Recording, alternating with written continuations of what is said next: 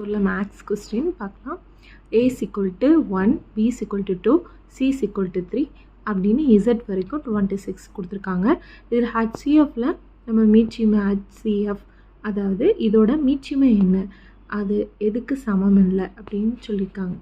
இதில் ஏதாவது இந்த 4 ஆன்சரில் ஏதாவது ஒன்று. இதுக்கு ஆன்சர் என்னன்னு பார்த்துக்கலாம். இப்போ A = 1னா இது வந்து நம்மளோட ஆல்ஃபபெட் ஆர்டரில் A வந்து 1ன்னு எடுத்திருக்காங்க.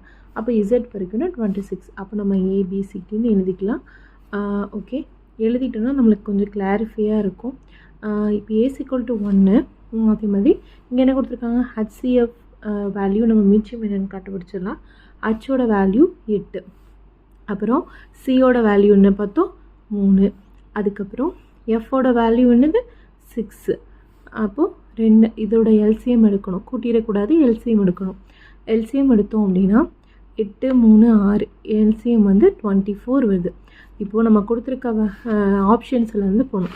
ஆப்ஷன் என்ன கொடுத்துருக்காங்க, எக்ஸோட வேல்யூ இங்கே என்னென்னு பார்த்தோம் அப்படின்னா 24. ஸோ இந்த ஆன்சர் கரெக்ட்.